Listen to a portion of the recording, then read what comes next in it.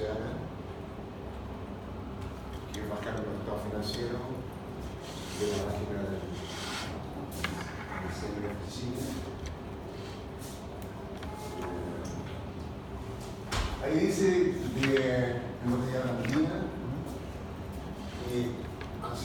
darle una mirada al estado financiero y realizar un análisis estático, reconocer las principales partidas de los activos corrientes, de los activos no corrientes, qué pasa con los tangibles, etc. O sea, reconocer partidas importantes del estado financiero por el lado pasivo, cómo está estructurado, cómo está estructurada la financiamiento de esta compañía.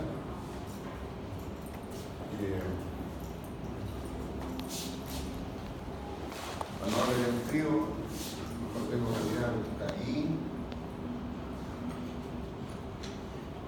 Entonces ustedes tienen que elaborar un pequeño, no sé si un informe, pero como un PPT, no sé, no más allá de unas 3 o 4 slides, donde ustedes hagan un análisis breve, un primer acercamiento estático de lo que les dice, que sugieren esos estados financieros.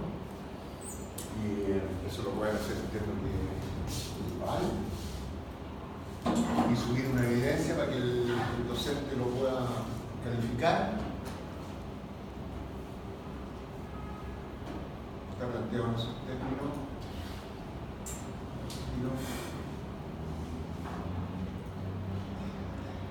Profesor, ¿usted había quedado de compartir material para sí, poder justamente hacer ese trabajo? Precisamente voy a retomar, a ver, bajó directamente en Olimpo un mail bastante perentorio en términos de que los profesores se abstuvieran de subir material profesional propio por un tema de copyright, de vulnerar potencialmente derechos de autor, derechos reservados que deben a veces las editoriales, y desde luego eso nos pone en alerta a los profes, y la verdad es que yo prefiero no subir nada, limitarme al material que INACAP, porque INACAP tiene que responsabilizarse como institución de lo que publica, pero el correo del decano, el director general, digamos, de INACAP, es súper aseado porque dice que ante una situación eventual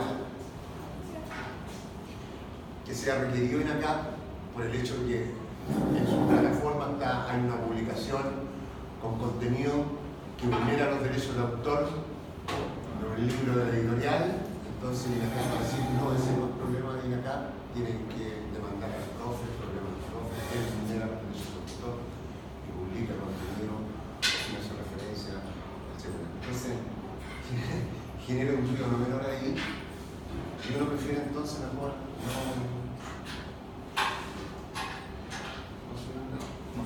¿Pero podemos sacar fotos si de repente vamos a...? No, claro. O sea, yo no he asignado la plataforma, desde luego que yo hago presentación ahí, le damos un foto y todo, pero antes no sé, no había tanto hincapié. ¿Podría molestarlo nuevamente en que pudiera explicar la información que nos mostró la clase pasada, que va a tener relación con el informe que tenemos que hacer? Sí, claro. ¿Por qué se lo digo? Porque en mi caso particular, el ramo de IFRS para mí fue muy malo. Entonces mi base para poder hacer esto bien es pésima. Entonces si usted me explica, yo podría buscar más información. ¿Por qué? Porque yo tengo la base de la normativa, como trabajo con los fondos, pero no tengo la base así como contable, como para ejercerlo. Entonces, como para hacer el trabajo que usted pide, mi base es muy baja. Entonces, si usted nos pudiera orientar. Bueno, desde luego es el propósito de que tengan un profe que nos oriente y nos apoye en eso. Así que pueden contar con ellos. En cuanto al manejo de la normativa, tampoco vamos a hacer un despliegue así tan sólido, manejo de la normativa, así tan nada, porque no no el propósito tampoco del curso.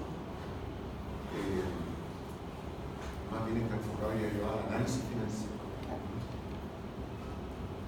Pero para hacer un buen análisis tengo que cerciorarme que los estados financieros sean de buena calidad. Y los estados financieros, o sea, me puedo asegurar de que los estados financieros han sido elaborados con calidad cuando se ha observado la norma, ¿no es cierto? La normativa que prescribe las formas como debemos entonces, como debemos elaborar y presentar los hechos económicos, ¿no es cierto? Como tenemos que acumularlos, clasificarlos y reflejarlo de la forma en que la norma lo prescribe. Entonces, en un buen análisis financiero, ojalá lo ideal sería contar con estados financieros que estén auditados, una opinión independiente. Eso sería el mejor de los mundos, no siempre se puede obtener eso.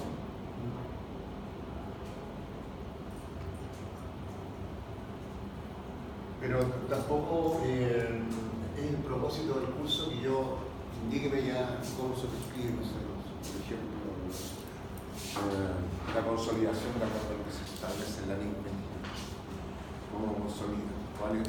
Cuando, pero sí cosas generales, ¿ya? Que hay influencia significativa, ¿bajo qué circunstancias? Cuando el objetivo es solo de una inversión para obtener una utilidad, una participación sobre la utilidad de una empresa relacionada. Entonces, eso es cuando la participación en el capital de la inversora no es más allá del 20%, ¿no es cierto? Cuando está entre el 20 y el 50%, entonces la norma dice se presume influencia significativa. O sea que el que tiene una participación sobre un 20 hasta un 50 tiene la posibilidad concreta de influir en las decisiones operacionales y financieras de la empresa de la que tiene relación. Y por lo tanto ahí la norma establece otra cosa, ¿no es cierto? Ahí tengo que hacer como reflejo eso en términos del método de la participación. En el primer caso es una simple inversión, lo reflejo desde luego en los activos corrientes, ¿ya? Y el tercer caso que establece la norma, ¿cuándo se presume control? Cuando, ustedes lo saben muy bien, ¿no es cierto? Cuando la participación o se controla el derecho a voto del 50+1 en una sociedad. Ya sea que tengo yo como entidad ese paquete accionario de 50+1, o bien que lo puedo ejercer con otro relacionado y entre ambos puedo ejercer control conjunto. Entonces, la norma establece bajo ciertos criterios, ¿no es cierto?, se cumple tal escenario y en tal caso aplique esta forma entonces, de reflejar ese hecho económico. Por eso es que es importante que tengamos una idea general de la norma, existe un curso de contadores editores y que tengan que aprendérsela. Además que aprenderse las 2000 páginas de la NIF, yo creo que es un desafío que no se puede abordar en un semestre ni en dos, yo diría que ni siquiera en tres. En la universidad de los SAS, por lo menos, los contadores públicos y todos estudian, son 8 contabilidades, son 7 contabilidades, o sea, prácticamente hasta 4 años estudiando contabilidad. O sea, pretender que tenga un dominio pleno de la normativa internacional que es tan vasta, sería un despropósito, ¿no? Entonces, el propósito de esto es que nosotros podamos hacer análisis, primero un análisis estático de un estado financiero y saber reconocer entonces, en primer lugar, y yo creo que eso tienen que haberlo visto en los cursos previos, es la clasificación más global. Los activos corrientes, activos no corrientes, cuando un activo se clasifica como corriente, cuando una partida se puede reconocer en los estados financieros como un activo. Eso sí que por lo menos tenemos una idea, ¿no? ¿Qué es lo que significa el reconocimiento de una partida en el estado financiero? O sea, el reconocimiento lo pueda ver y leer.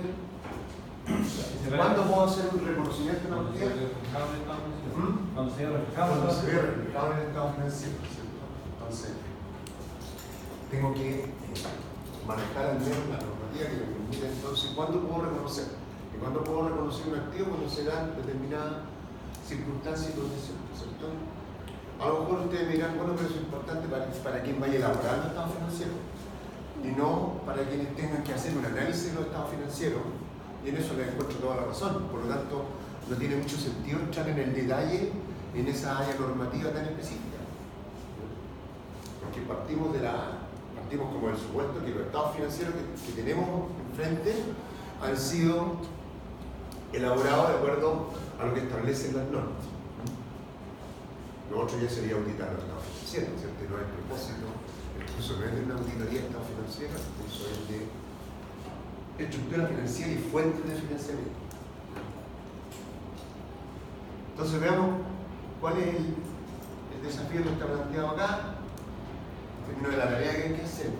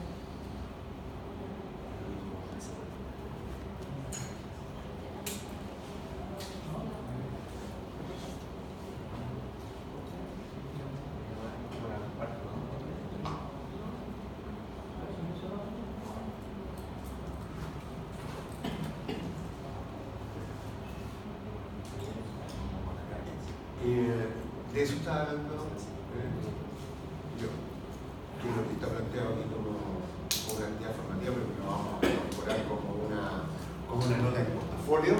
¿Ya? Bueno, que en el portafolio se combinan una serie de evaluaciones parciales y que en el promedio ponderan un 20. Entonces, la primera actividad la vamos a calificar con ese propósito. Y la cómo está planteada en el curso. ¿Cuál actividad va a ser para el portafolio? ¿La 2? Esta actividad, claro, de la semana 2. Nosotros estamos en la semana 3.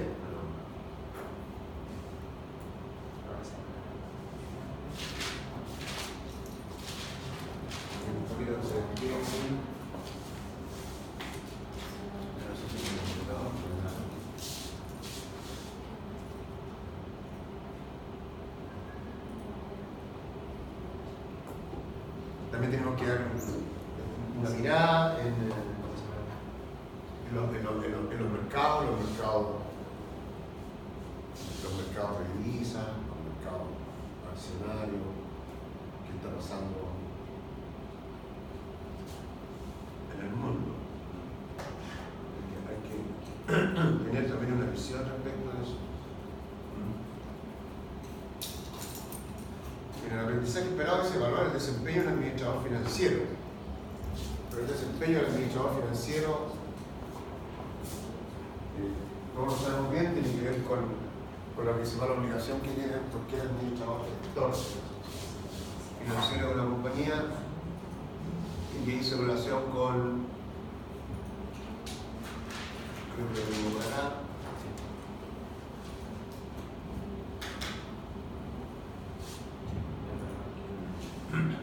la primera responsabilidad es en los gerentes de empresa, especialmente el gerente financiero, de maximizar el beneficio, ¿no es cierto? O sea, incrementar el valor del patrimonio, maximizar la riqueza de los accionistas, ya lo dijimos, ¿no es cierto? De esa forma evaluamos entonces el desempeño.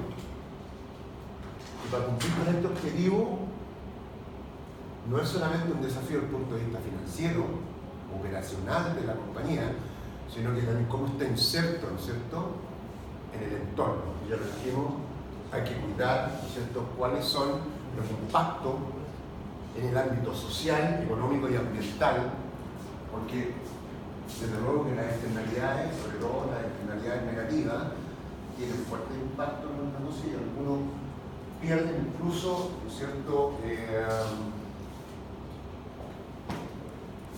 la validación en el entorno. Y por lo tanto, todas esas problemáticas se reflejan en el precio de la acción.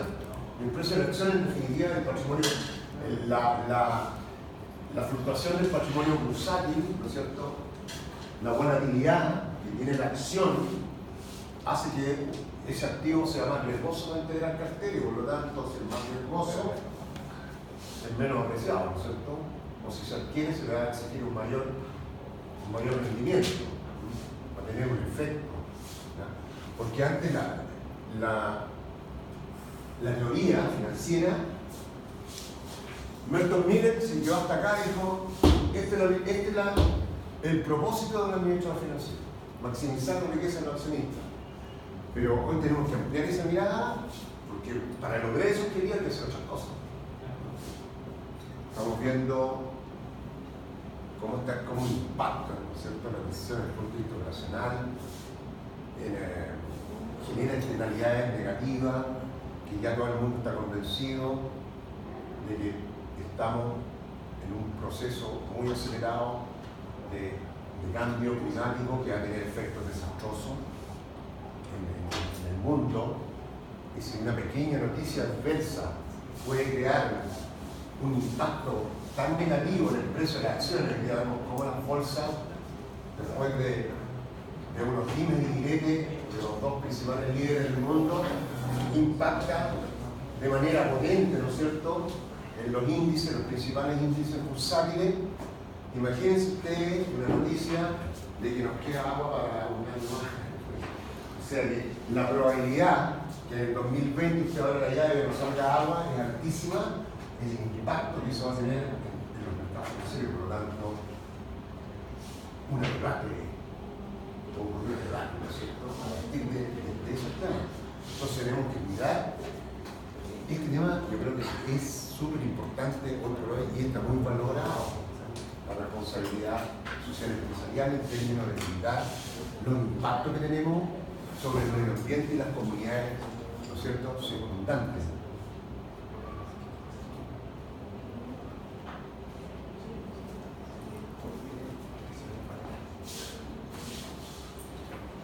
Entonces, cuando ahora hay que evaluar desempeño de un administrador financiero, tal vez la evidencia inmediata es que el buen desempeño se debiese reflejar en una tendencia creciente, ¿no es cierto?, en los resultados y por lo tanto una estabilidad y crecimiento en el precio de la acción, o al menos una estabilidad. Debería ser como representativo de un buen desempeño del equipo gerencial que está gestionando. O sea, yo no estoy diciendo que digamos, haya una relación causa-efecto directa, sí, buena gestión, precio de acción para arriba, porque hoy día vemos que muchas empresas están haciendo buena gestión, pero el precio de la acción, veamos lo que está pasando, lo que pasamos en el IPSA, ¿no? Hace 8 meses atrás estábamos en los 5.000 puntos, estamos en día, no pasamos los 4.650 puntos, o sea, había una caída sostenida en los mercados, pero se han deprimido todas las actividades en todos los sectores industriales. Y no creo que eso le podamos echar la culpa a los gerentes de las compañías, sino que ya es más un problema estructural. Un problema estructural que estamos enfrentando, ¿no es cierto?, dentro de lo que son los ciclos normales económicos. Pero lo que sí es claro es que si una compañía, ceteris paribus, otras variables, si tiene un peor desempeño dentro de su sector industrial, que sus competencias, sus referentes más inmediatos al hacer un benchmark, yo veo que esta compañía queda pésimo en su entorno inmediato, porque algo me está hablando de eso respecto al desempeño de lo que están escuchando. Ahí sí que yo creo que el indicio es como claro, ¿no? No sé si comparten esa apreciación. sería bueno tener algún tipo de comentario, vamos a hacer las clases un poco más interactivas.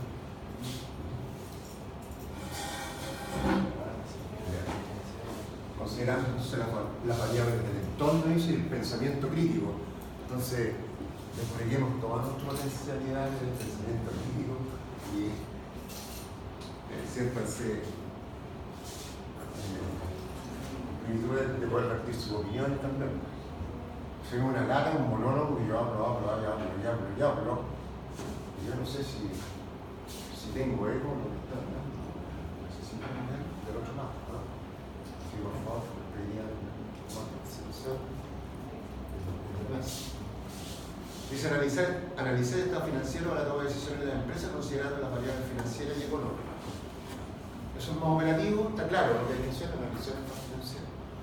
En una primera mirada, porque se supone que esta es la unidad 1, donde estamos como en una fase introductoria del tema, porque la unidad 2 y 3 va de lleno al tema de análisis financiero. Entonces, no creo que aquí agotemos el desafío del análisis financiero, que tiene altas aristas y distintos niveles de complejidad y de alcance, ¿no es cierto?, y profundidad.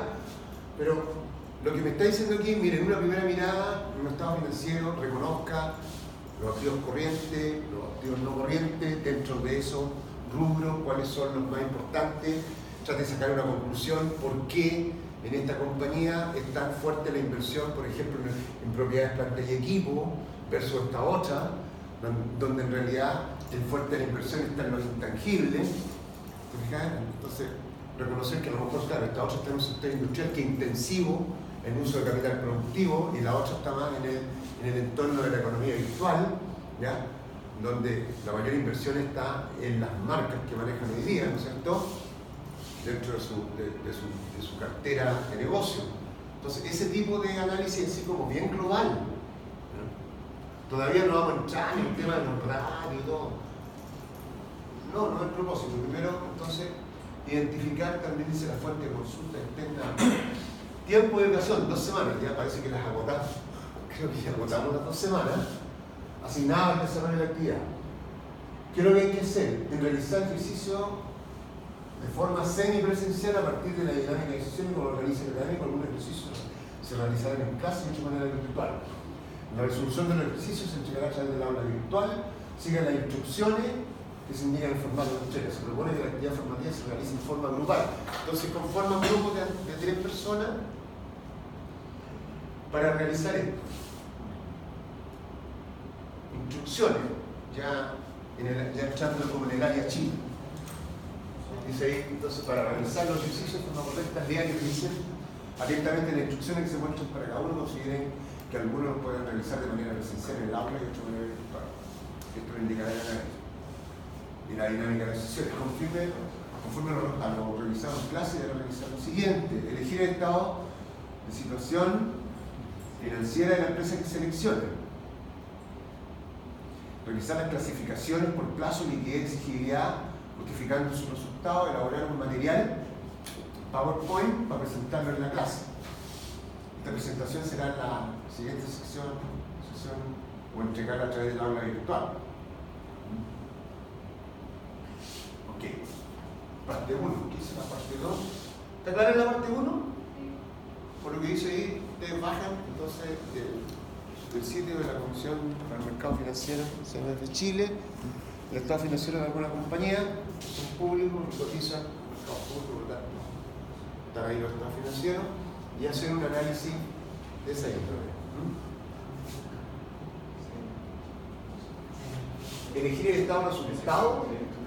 Ya, entonces, en la parte 1, entonces, elegir el estado de situación financiera. Oye, desde luego que de la misma entidad. Creo que eso es obvio, ¿no? Entonces, balance general, el estado de resultado, y acá está el estado de flujo efectivo. Entonces, revisen las clasificaciones, o sea que el estado de resultado está presentado por función o por naturaleza.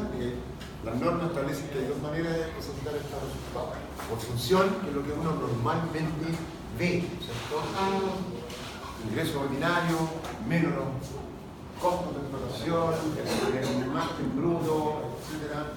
De ahí se deduce una estructura de gastos fijos, gastos de administración, gastos de comercialización, fijos, variables, etc. Una serie de gastos que no guardan relación con el nivel de producción. Con eso llega un cierto resultado ante intereses de impuestos, etc. Bueno, antes de eso, los ingresos financieros, los costos financieros, otros ingresos fuera de la explotación, otros ingresos fuera de la explotación, un resultado ante intereses de impuestos, como digo. Después se aplica el costo financiero para llegar al resultado antes del impuesto, y finalmente se aplica la tasa de impuesto que corresponde a la categoría que tiene la empresa a tributar en primera categoría, ¿no es cierto? En primera categoría renta sobre su renta líquida disponible, su sistema llamado tributario.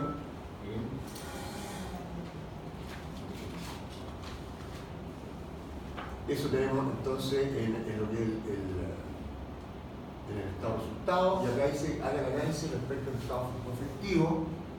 Revisar entonces las clasificaciones, ustedes ya lo conocen, ¿no es cierto?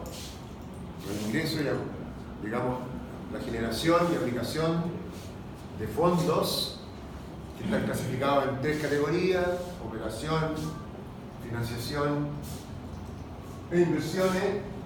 De 2 métodos, el método directo, un método indirecto, ¿no es cierto?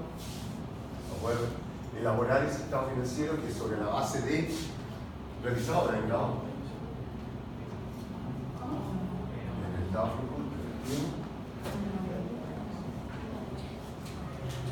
¿Sabe lo que pasa, profesor? ¿Por qué usted siente que es un monólogo? Porque es lo que le comentaba al principio. El semestre pasado nosotros hicimos actividades que venían en la plataforma, las entregábamos, nunca tuvimos feedback si estaban buenas o estaban malas. Y nunca supimos si realmente aprendimos algo de la clase o no. Y el examen final, al final yo creo que todos pasamos por suerte y obra gracias del Señor.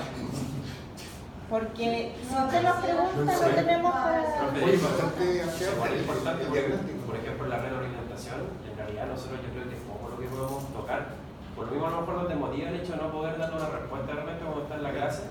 Y claro, porque al final de cuentas la base no está allí. No, ya, bien, entonces no, tampoco es mi propósito ponerle difícil y si estoy hablando difícil, llega a empezar el profe, trate de hablar lo más fácil y uno de repente se queda pegado por la jerga técnica y claro, no es mi propósito ni hacerme el lindo ni lucirme frente a ustedes. Si me dicen, profe, que no entendemos lo que está hablando, ya.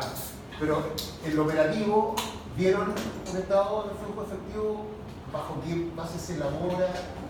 ¿No? No lo vieron. No hay que usarlo de nuevo, sino...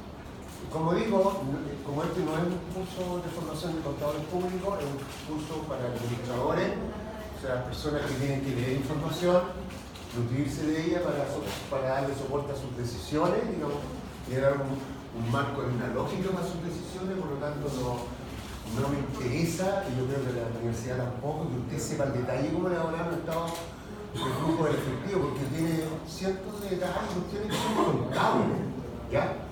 Pero sí que conozca el esqueleto, así digamos la esencia, ¿ya? Y eso entonces lo vamos a ver así. Bueno, lo que estoy señalando es que los estados financieros, el balance general y el estado de resultado se elabora sobre la base de devengado o acumulado. No sé si vieron ese principio, uno de los principios esenciales de la contabilidad. El base de devengado señala que yo tengo que reflejar los hechos económicos en el momento en que estos ocurren, independientemente que haya recepción o pago de dinero. ¿Se fijan?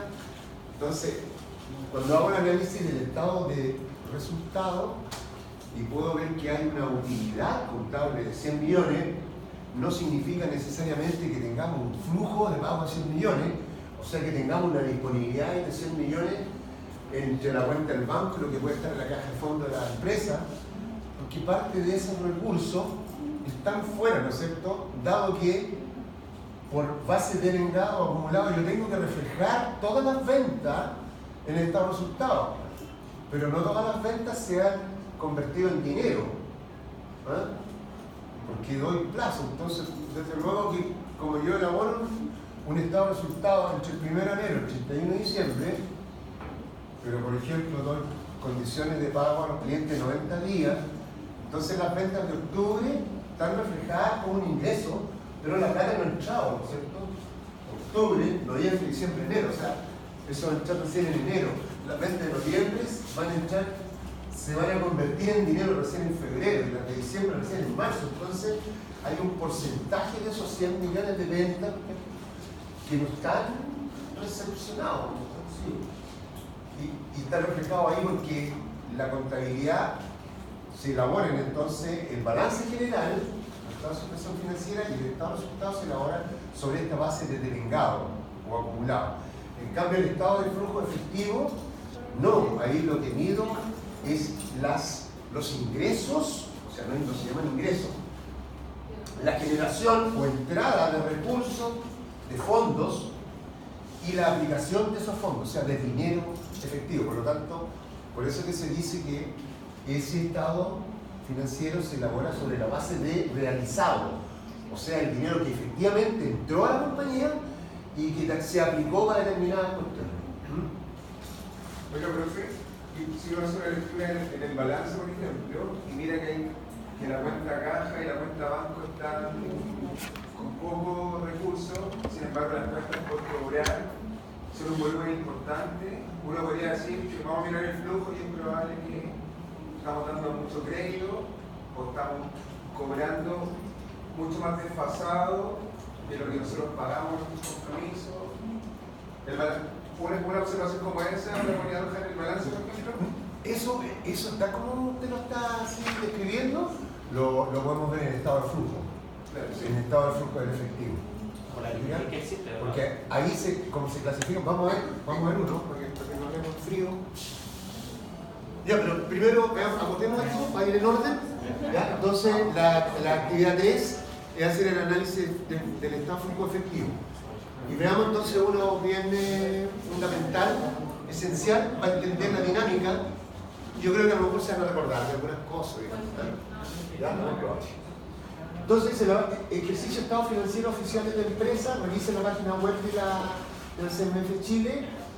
Hay un tutorial que le indica cómo descargar entonces. Aquí lo encontré, compañero. ¿No lo podía mostrar? Aquí lo encontré. ¿Sí? ¿Ya? Y entonces, revisar los distintos tipos de estado financiero.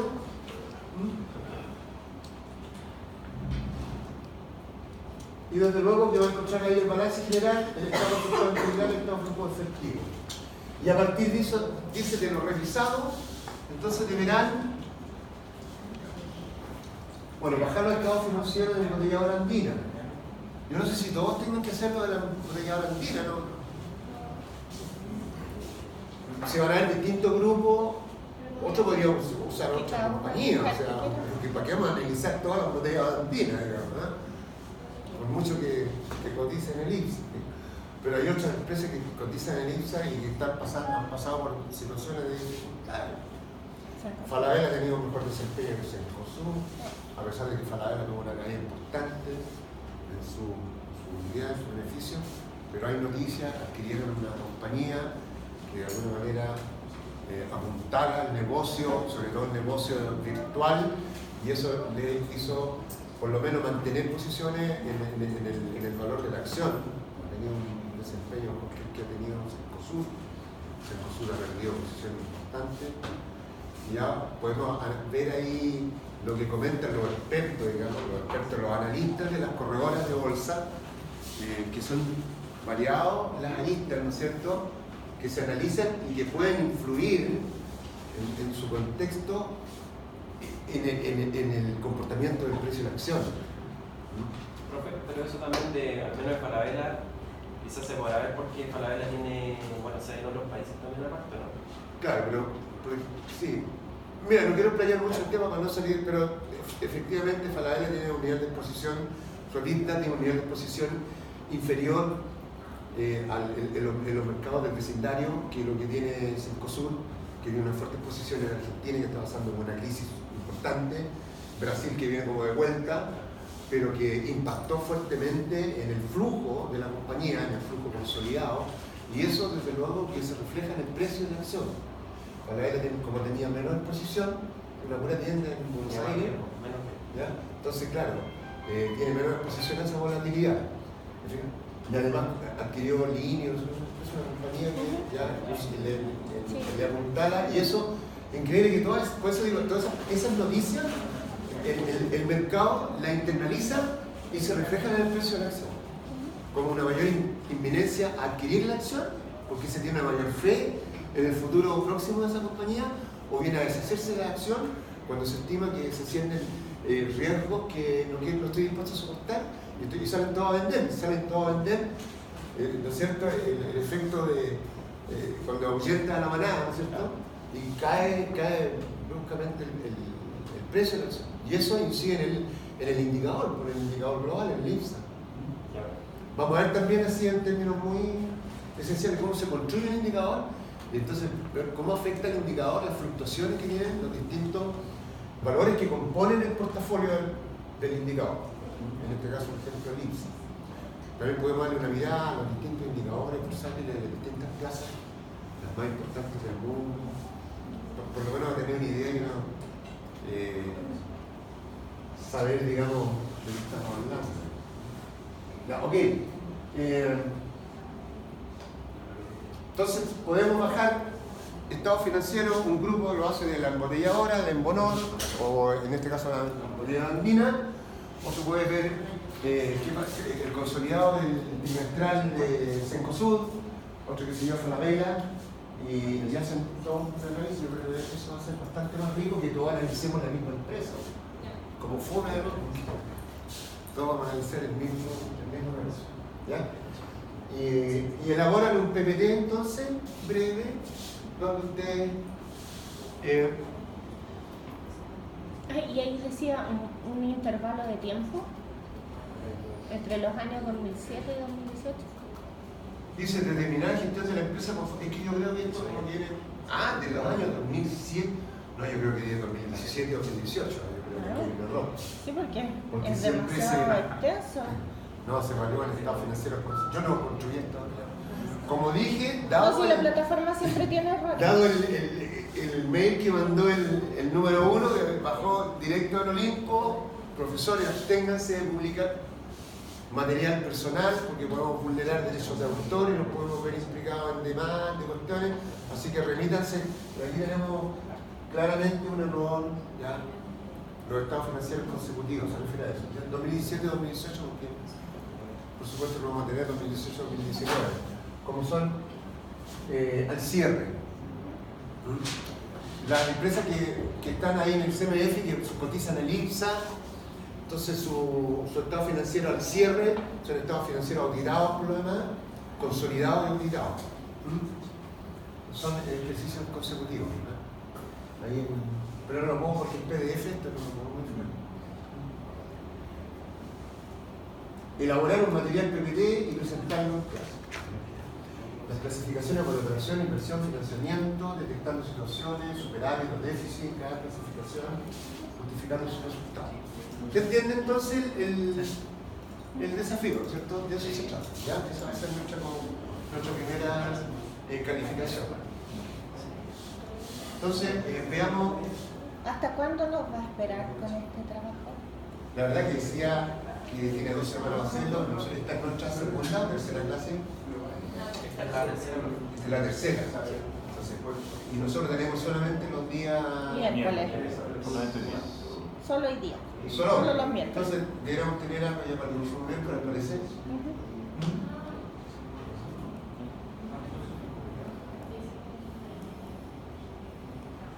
Ahora,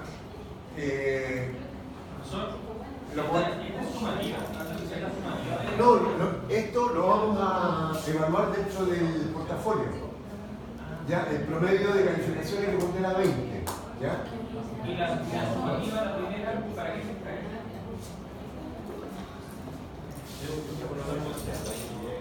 4 de septiembre. Próxima semana. ¿Ah? Próxima El semana. próximo Está a la martes. vuelta de la esquina. Está a la vuelta de la esquina. Miércoles. Ah, justo el Sí, próximo el próximo miércoles. viernes 4. Bueno, sí, tendríamos que darle prioridad entonces a la sumativa, ¿ya? Darle prioridad a la sumativa. Y esto entonces lo tendríamos que diferir para el 11, entonces. 11 de septiembre. Sí, Fecha. ese día no No hay hay clase. clase. trabajar como informe. ¿Cómo? Perdón. Porque hay una parte donde dice que se puede trabajar como informe, incluso. Y a lo mejor podríamos dedicarle más tiempo a la sumativa y de ahí estar un informe, no sé, para el futuro. Sí, lo que pasa es que la evaluación sumativa está en este contexto. Tiene relación. Eso es lo que evalúa. Que usted reconozca las partidas de los estados financieros, que reconozca las clasificaciones, ese tipo de cosas generales. Sino la primera evaluación es bastante general, es esto mismo. Por eso que se hacía primero esto como una formativa, ¿ya? Pero está en ese contexto. Para la sumativa. ¿Ya? Entonces lo que vamos a hacer, como la próxima semana, en la sumativa, dejamos esta formativa, que va a ser sumativa porque va a ponderar dentro del portafolio para la clase siguiente. Ya. ¿Mm? Profesor, una consulta, ¿y la sumativa usted la tiene que subir a la plataforma o acá en la De acuerdo a la planificación, ¿Qué aparece aquí? Parece sumativa. entiendo que Sumativa presencial.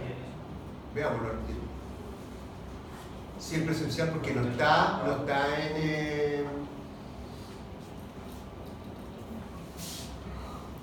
no está en formato digital, o sea, en formato asincrónico. Sumativa prueba, es presencial, pondera 10. ¿Ya? Esta es la del 4, del próximo mes. O sea, hay que venir y le entregan un formato impreso y usted ahí responde. ¿Y qué estudiamos? ¿Ah? Hacemos la formativa para apoyarnos No, y poder sí, hacer la formativa ustedes la empiezan a trabajar porque en definitiva Pero por la eso formativa también va a ser- los mismos contenidos. Entonces con eso soltamos la mano Claro, para no. poder prepararnos para la prueba. Sin duda, les va a servir precisamente para estudiar esa semana. La otra semana. Bien, entonces no nos vamos a complicar, dado el tiempo. Después ustedes bajan los estados financieros, pero aquí hay un estado financiero, está cuadrado, también es de una compañía grande, ficticia, sí, es un estado financiero simulado, pero podemos hacer los mismos reconocimientos.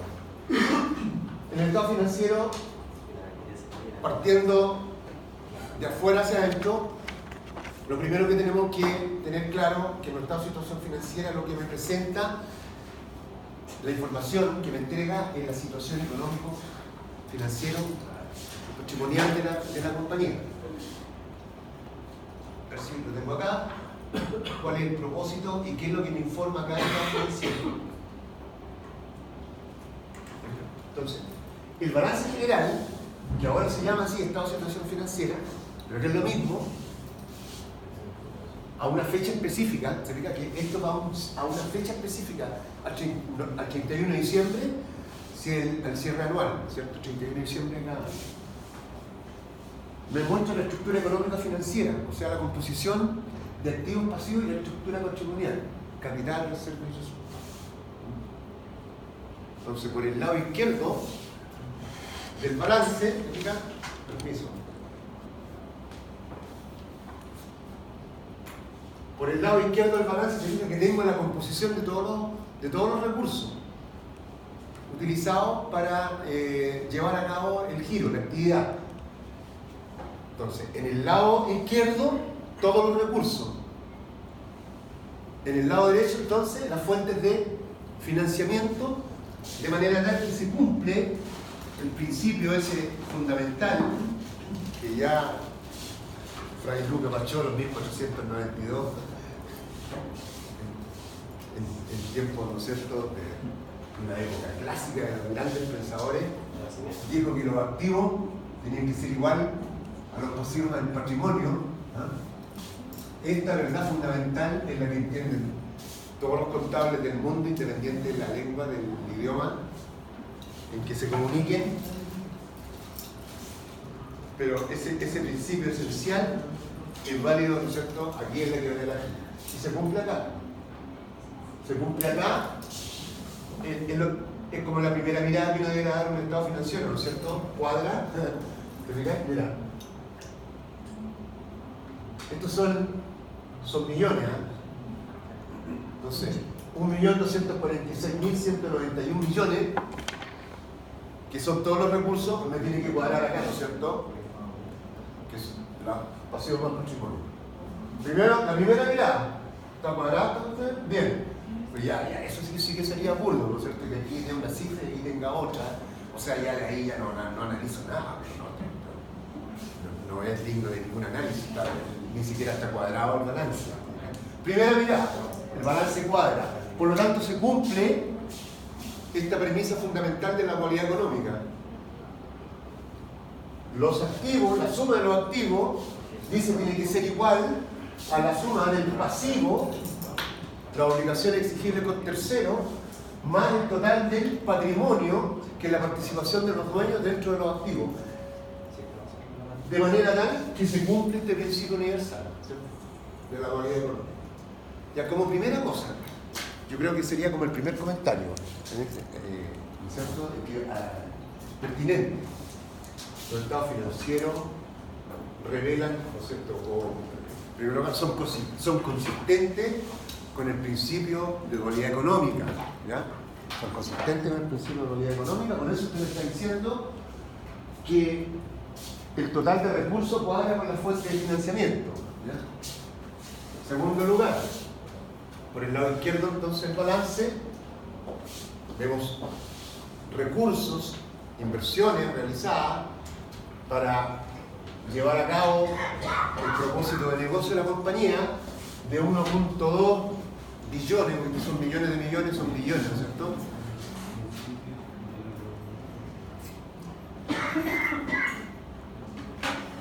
Bueno, sí, eso persona. Sí, porque se entiende que esta cifra tiene 6 ceros para el lado, ¿no? Porque está en millones, ¿eh?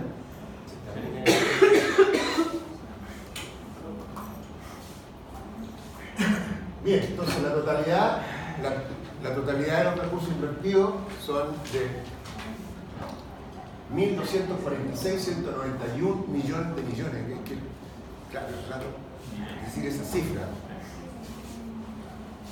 En los múltiplos aquí lo que se dice que 1.2, 1.25 billones, o lo que los gringos llaman trillones.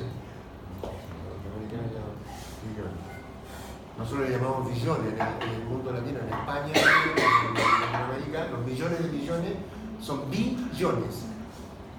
En el mundo anglosajón, los millones de millones se llaman trillones. Pero no sé si vale la pena que nos compliquemos con esa cuestión. A lo mejor le borro lo de cifras expresadas en millones, ya, y no nos complicamos con esa cuestión.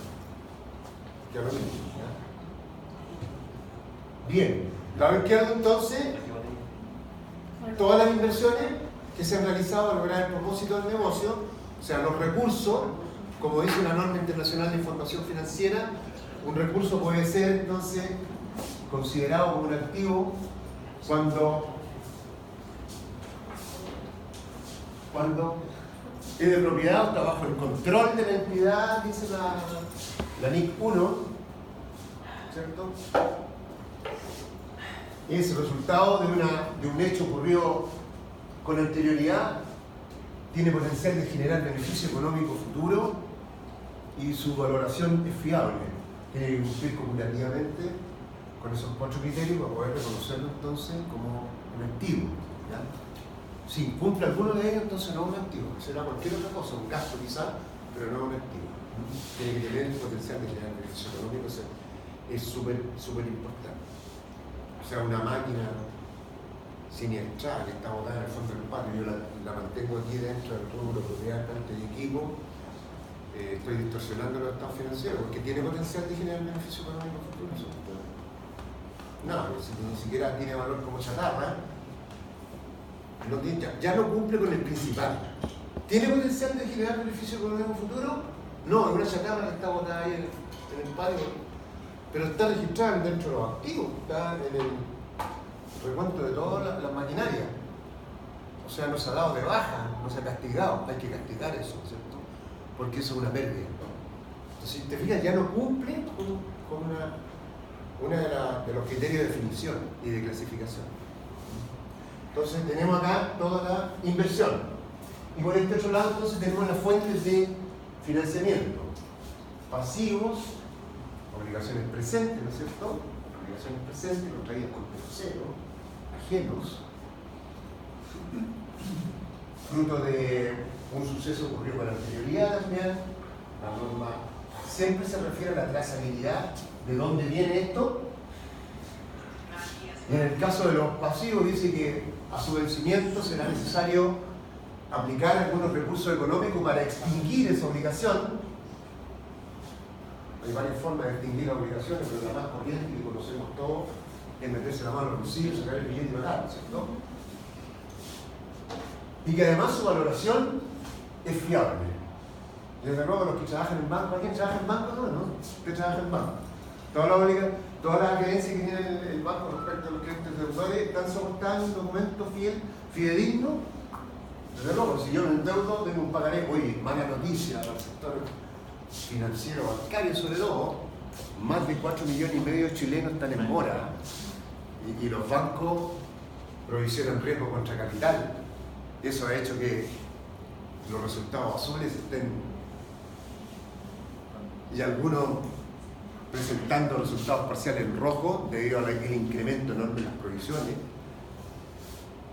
Y eso ha tenido influencia que lo que ha pasado con la acción del Banco Chile. Trabajando en las acciones de los bancos, el sector bancario era uno de los sectores con menos volatilidad, era el más sólido del mercado. Pero con este tema que se contrae la economía y los deudores que a nos pega algunos y no van a pagar, y eso va a ser castigo, y ese castigo va a ser pérdida. Entonces salió un estudio que casi 5 millones de chilenos tienen deuda morosa. ¿Se puede explicar un poquito qué implica provisionar riesgo contra capital? Que cuando yo presto 100 como banco, si el cliente no cae en mora, la provisión es mínima. Por eso 100 provisiono 2, o sea, inmovilizo 2. Son 100 millones, inmovilizo 2 millones que tengo que constituirlo como provisión de riesgo.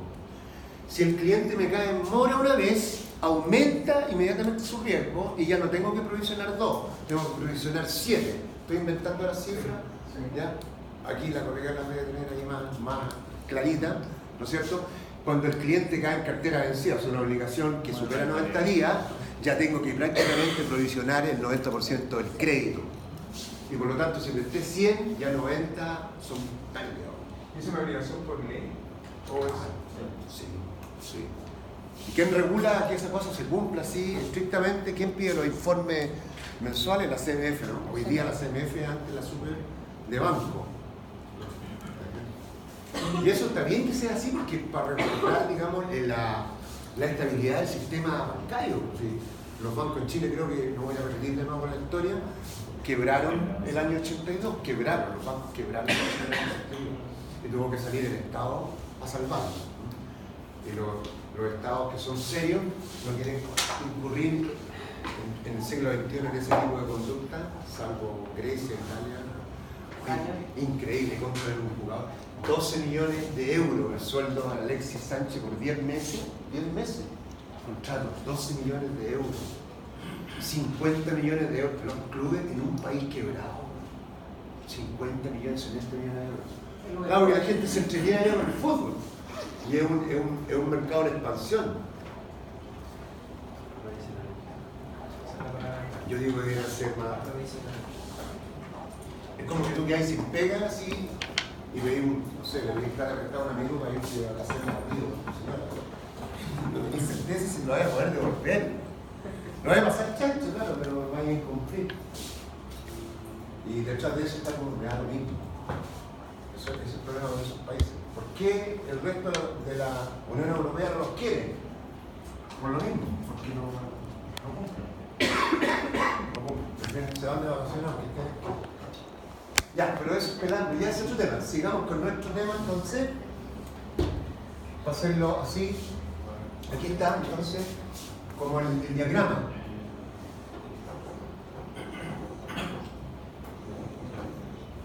Entonces tenemos acá todos los activos. Acá los pasivos nos están en una proporción por ahí. Estos son los pasivos exigibles.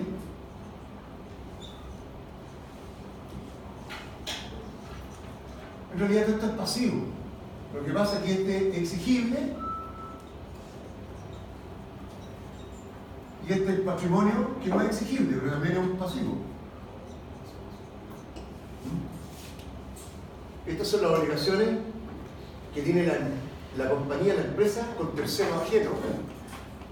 Pero esto es lo que reclaman los dueños por el capital que aportaron, ¿no es cierto? Las utilidades que no se llevaron y que están acumuladas, las utilidades no distribuidas y las reservas que están constituidas contra utilidades. Y por lo tanto, la participación de los dueños dentro de la totalidad del negocio. Por lo tanto, es lo que la compañía, por el principio contable,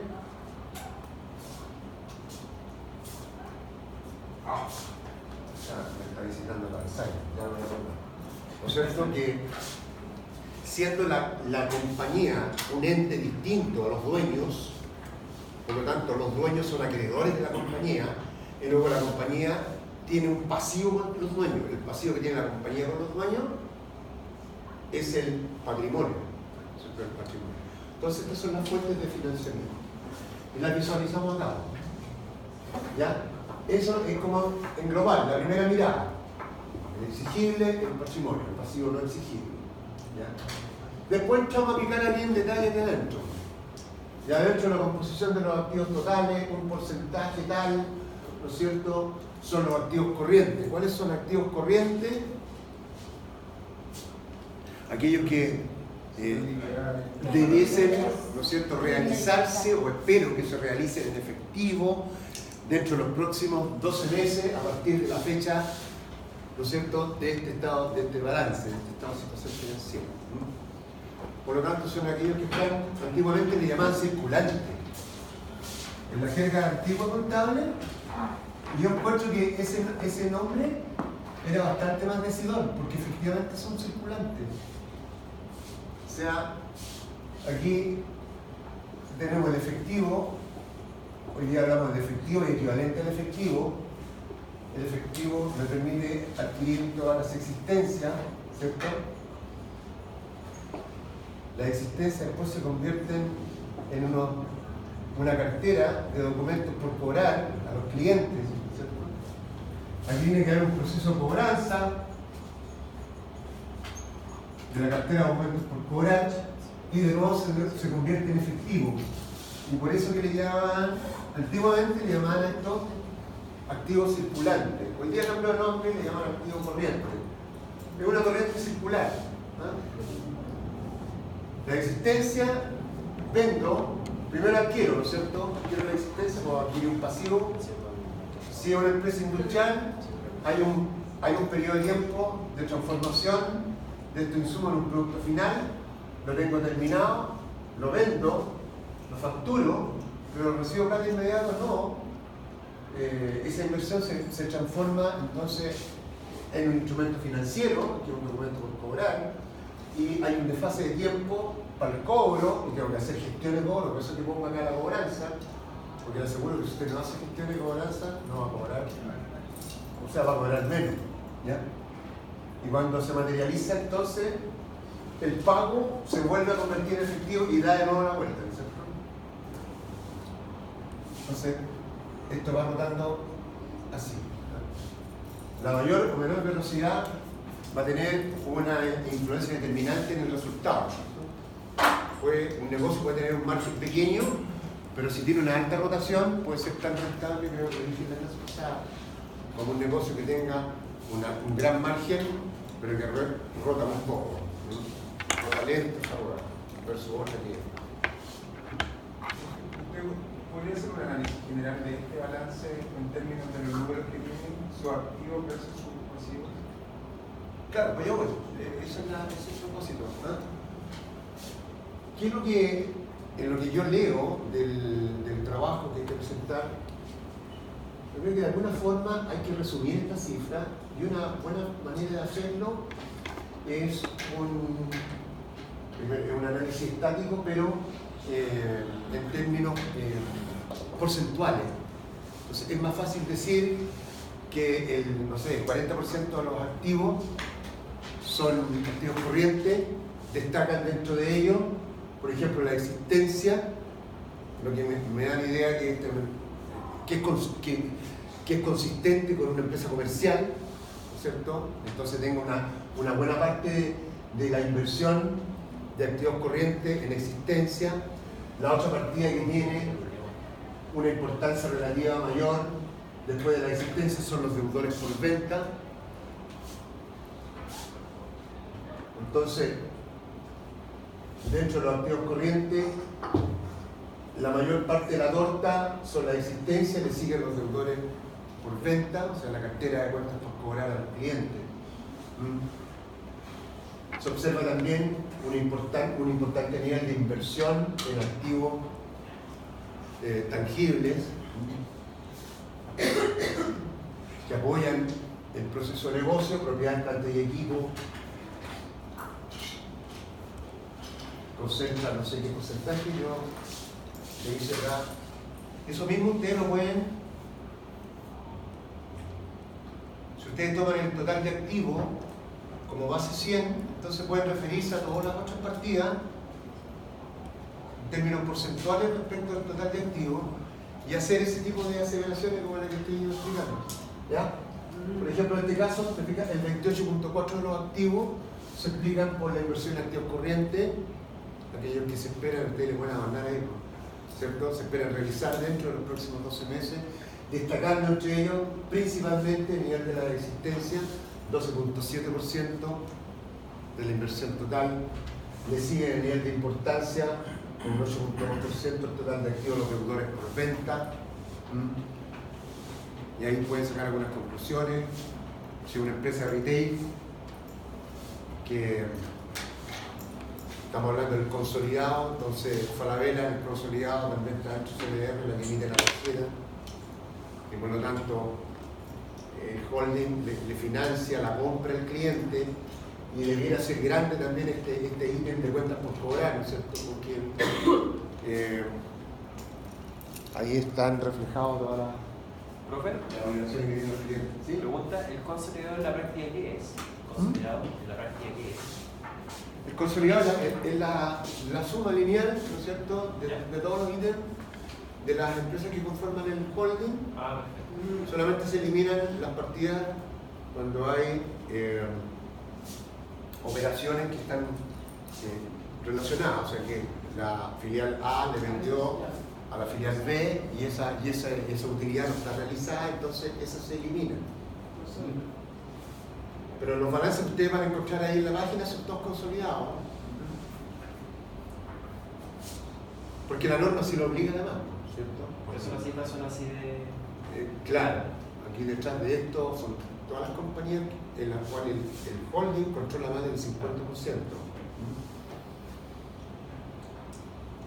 Y respecto, claro, aquí también ustedes pueden señalar que la empresa intensiva, ¿no es cierto?, en inversión en activos tangibles, la inversión en propiedades, planta y equipo, 42% de la inversión total se explica por las construcciones, ¿no es cierto?, siguiendo la importancia, la dotación de maquinaria y equipo, maquinaria y terreno, ¿no es cierto? Esto es, creo que lo dije en la clase anterior, en una cadena de supermercados. Una cadena de supermercados. Por eso las cifras son grandes. Bien. Pero no sé si me explico. O sea, al hacer el análisis porcentual, usted no necesita manejar las cifras propiamente tal. hablar de 1.2 billones de inversión total en activos, no. Entonces se refiere en este análisis. En otros activos, en torno al 20% de los activos totales de la compañía, de la inversión total de la compañía, destacan ahí los deudores a largo plazo, deuda con entidades relacionadas, y los intangibles, que son un 7% de la inversión total, están valorizadas la marca. Por el otro lado, entonces, por decir que la empresa se financia un 57% con recursos ajenos, obligaciones de las cuales el 35.4% están en el corto plazo, son pasivos corrientes, el restante 22.2% son obligaciones que están estructuradas en el largo plazo, destacando, por ejemplo, las obligaciones con banco, y le sigue en orden de importancia la emisión de bonos, en torno a un 10% de la inversión total, está financiada con bonos en el mercado. Y el 42% está financiado de los activos, está financiado por los accionistas, destacando el 31.7% de la inversión en el capital pagado, de la emisión, no sé, ahí sale toda la información cuando usted baja, la cantidad de acciones emitidas y pagadas que están en circulación. Voy a hacer alguna referencia respecto a eso también, ¿cierto? Cotiza en el IPSA, etc. La utilidad retenida también se ve una tendencia a no distribuir todas las utilidades de manera de apuntalar el crecimiento de la compañía vía la reinversión de recursos generados internamente para no incrementar tanto la imposición de deuda con terceros, etc. Ahí usted le pone en su relato que sea coherente con las cifras, ¿no? ¿Ya? Coherente con las cifras.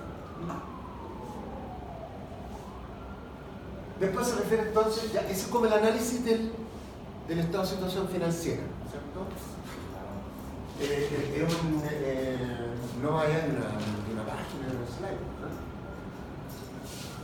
O sea, tenemos que hacer en una primera página quizás referirse a aspectos generales de la compañía, como un resumen de información básica, el nombre, qué sé yo, el negocio, el sector económico, ¿ya? Después entrar en algún quizá referirse a quiénes son las personas que están detrás, los principales accionistas, ¿cierto? Eso también es información pública que está revelada en el... ¿Podemos bajar en esta financiero? ¿Ya? También puede revelar un poco eso, ¿ya? Detrás de la propiedad está, no sé, la familia Lucy, que tienen otros antiguos, etc. No puede poner de Antofagasta Piedra y otros antiguos que conforman su portafolio. También referirse un poco a Chile, un país chico que está fuertemente concentrado en la riqueza. Son más de 7 o 8 familias las que controlan el 90% de la economía del país. Así que no hay mucho campo en Estados Unidos, que la propiedad es mucho más atomizada. O sea, usted no va a encontrar un Cencosud donde el 74% de la familia Goldman, y esas acciones las tienen guardadas en las cajas de seguridad de los bancos, ¿cierto? No se transan en los mercados, que en Estados Unidos la propiedad está súper atomizada y la mayor proporción de las acciones en circulación se transan en el NICE, en Standard & Poor's, en el Dow. Entonces referirse un poco también a este tema, cómo está la composición del patrimonio, ¿no? Después vamos a entrar más en materia de indicadores, ¿no es cierto? Leverage, que conjuga esta situación, cómo es la proporción del aporte propio en relación a la participación de terceros a través de un indicador, ¿ya? Por ahora solamente el análisis estático, ¿ya? En un relato que sea coherente. Después le damos una mirada entonces al estado de resultado integral.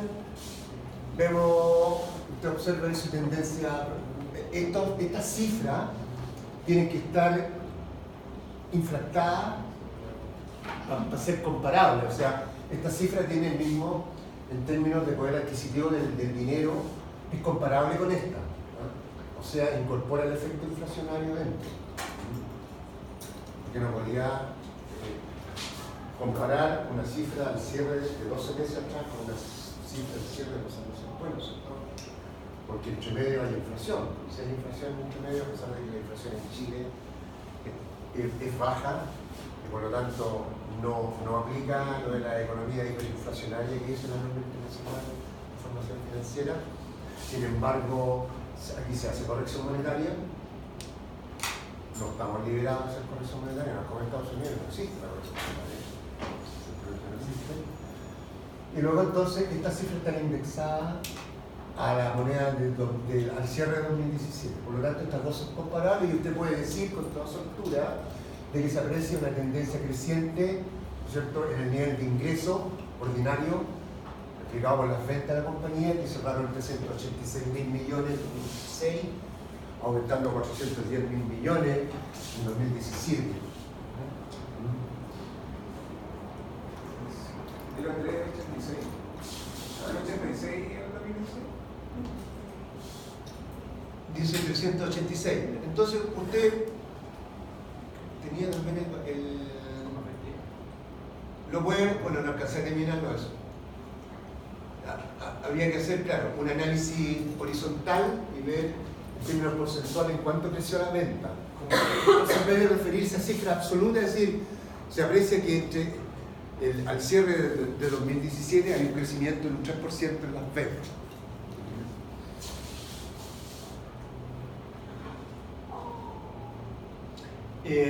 Ver el comportamiento en resultados, el resultado de la operación muestra un crecimiento también importante, impulsado. Aquí este el costo de explotación se ha mantenido bastante constante, ¿ya? Bueno, faltan cifras acá, pero aquí ya. En términos de resultados. Pero sí hubo algún crecimiento en los gastos de administración, ¿ya?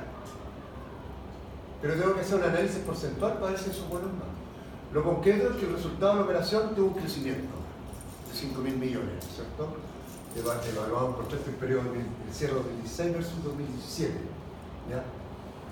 El resultado no operacional se mantiene estable en torno a los 6.000 millones,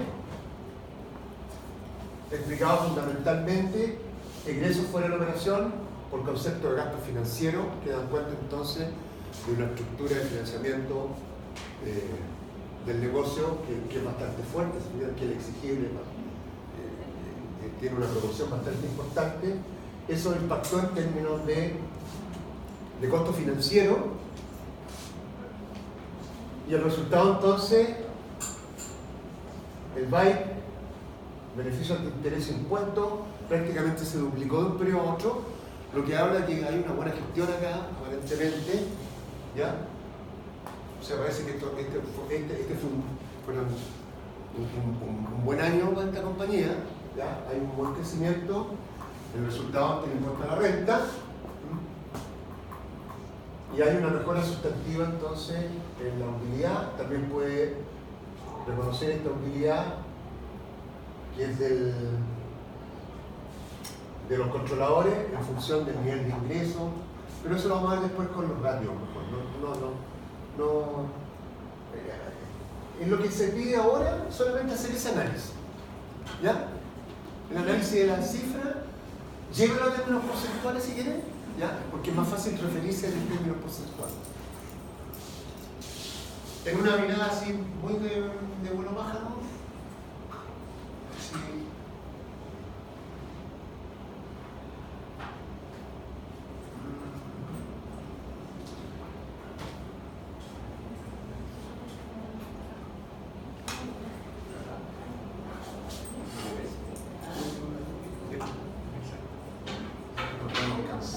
No alcanza a ver el estado efectivo.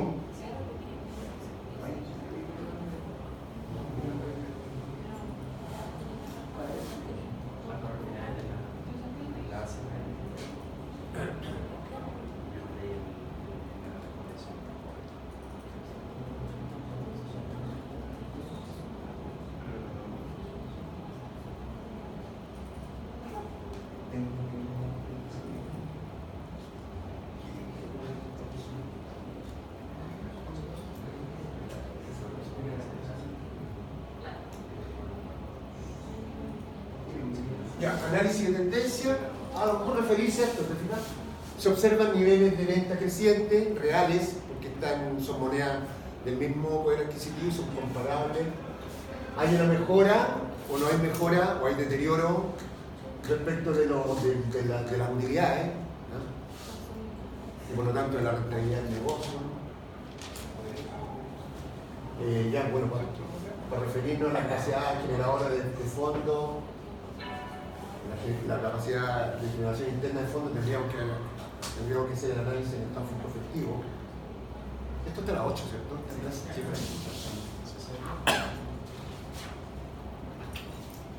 Ahí por favor. Ver también los niveles de endeudamiento, cómo ha fluctuado el nivel de endeudamiento de la empresa, también lo puedo ver ahí en una mirada, en el estado financiero, miren por el lado de los pasivos.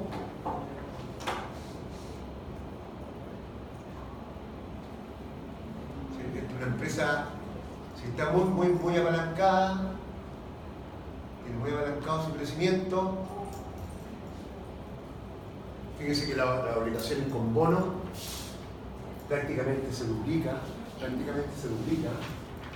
y el pasivo con los bancos también prácticamente se duplica, o sea, hay un crecimiento importante de la compañía, está fuertemente apalancado. Hay un comportamiento creciente en el nivel de endeudamiento. Pero fue una consulta por ese organismo, si tiene alto apalancamiento financiero y tiene buenos resultados, entonces no habría ningún problema en que el financiamiento va a acceder a, digamos, tiene capacidad, si tiene buenos resultados, y los bancos evalúan el EBITDA como en una primera mirada la capacidad de generación interna de fondos. Y ya más en lo fino, el estado de flujo efectivo, cuáles fueron los rubros que generaron proporcionalmente la mayor generación de efectivo de la compañía, si proviene de la operación o solo de desinversiones o financiamiento. Un poco lo que ocurría con una empresa del retail que en algún momento capotó, ¿no es cierto?, quebró. La solvencia, todos la conocen, no la voy a nombrar por un tema de pudor, pero tenían déficit permanente, déficit de generación operacional, y se sostenía solamente en base a una bicicleta financiera que le venía a un banco con esa plata prepagaban al otro, y eso es usual. De hecho, los bancos aprecian mejor a un cliente que tiene capacidad de endeudamiento para el repago. O sea, tiene capacidad de endeudarse con otro para pagarme a mí, sí, entonces pues, le suma puntos. Bueno, y esta empresa operacionalmente no generaba, y solamente su crecimiento se sostenía, ni siquiera tenía crecimiento, pero se sostenía sobre la base del endeudamiento y la desinversión, o sea, ir liquidando algunos activos para ir tapando hoyos, hasta que llegó un momento que no se puede seguir con esa bicicleta, se corta la cadena de la bicicleta y me quedo ahí pedaleando en banda y la cosa no aplica. Y era precisamente porque no hay capacidad, o sea, un negocio no se puede sostener indefinidamente en base a endeudarse, ¿no?, a pura deuda. O sea, si el negocio no genera, el negocio no va a caminar en el largo plazo. Va a lograr sostenerlo durante un periodo determinado, pero no va a poder sostener 10 años. Va a llegar un momento en que va a haber que sincerar la situación del mercado.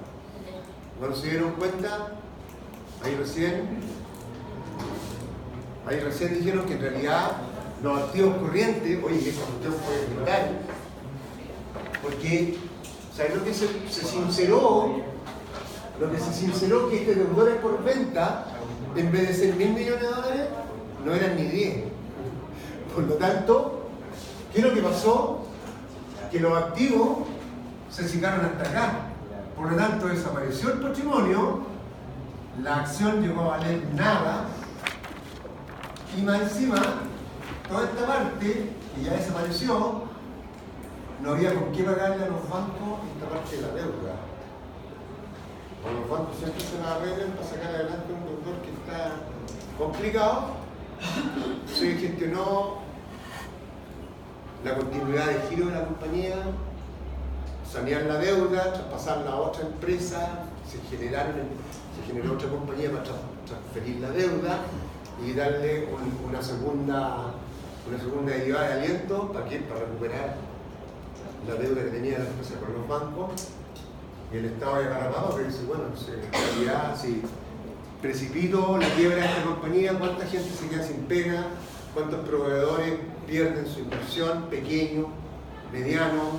Entonces el efecto social que tenía la quiebra era espantoso y por lo tanto se le da una segunda vuelta, ¿no es cierto? ¿Podrían tener esta pega? Bueno, yo creo que van a tener esta pega los abogados, hay unos que salen en las redes ofreciendo